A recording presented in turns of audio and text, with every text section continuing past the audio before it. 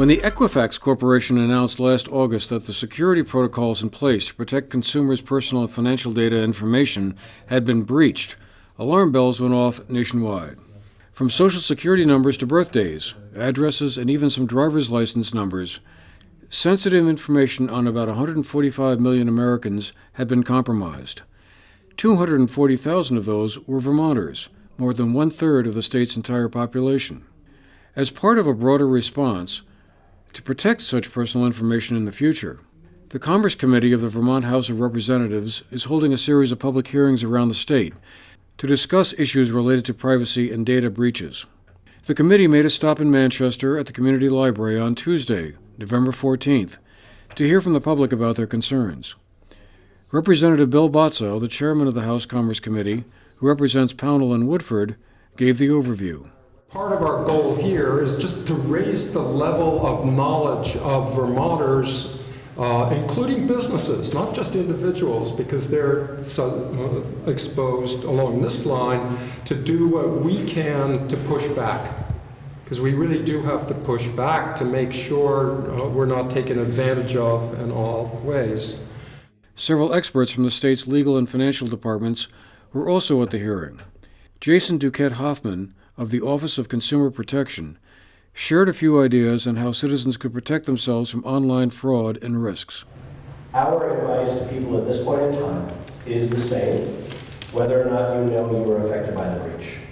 And that is that we are encouraging consumers to the extent that it's possible, take advantage of Vermont's provision allowing you to implement a security freeze on your credit files.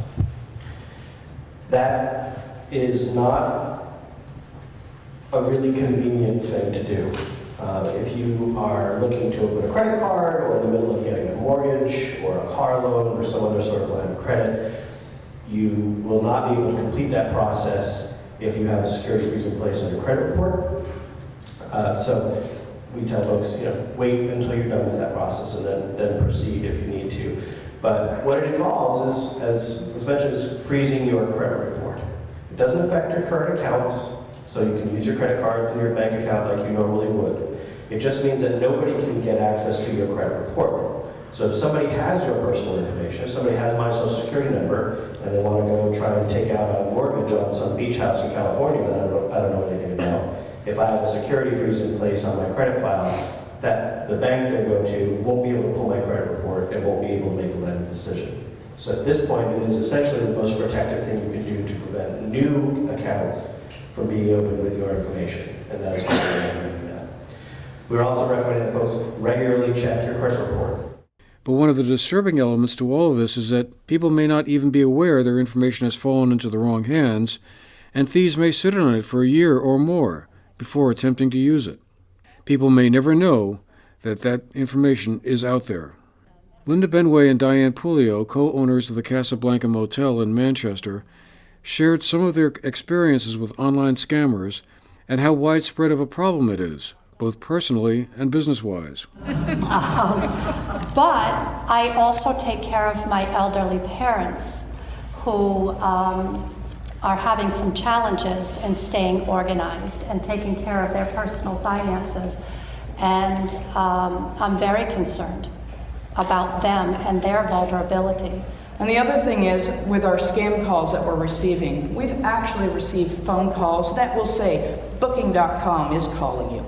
They'll give us all their information as if they were that particular company, and all of a sudden they start asking that one or two trigger questions that will say, oh, and by the way, can you tell me what your account number is with us? Or they'll ask something just enough that will tweak our interest, and we do have fun with these companies. We record them, we make sure that the Attorney General's office does know. We also contact the companies and say, do you understand your number is being hacked, etc.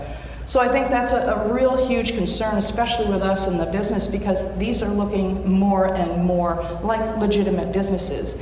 Linda Joy Sullivan, the representative from Dorset and a member of the Commerce Committee, said the information being gathered and discussed could wind up in a piece of legislation the committee will work on when the legislature returns to Montpelier in January. The Commerce Committee will accumulate the various bills and put together one bill regarding all of these different issues if possible. It may break into several bills, but I don't think it's going to be just a report. A report might be simultaneous to bills that are coming out, but we have several bills out there. I put one in on specific issue as well, on when people are sued and then they get their receivables factored and sold, and the information is traveled across the board and resold. I put in a bill on the statute of limitations and actually vetting the time frame and the debt so that their debt and their credit scores don't get blown out of proportion continually because an attorney's files travel and sold. So I believe there will be bills coming out of our committee. For the GNet TV News Project, I'm Andrew McKeever.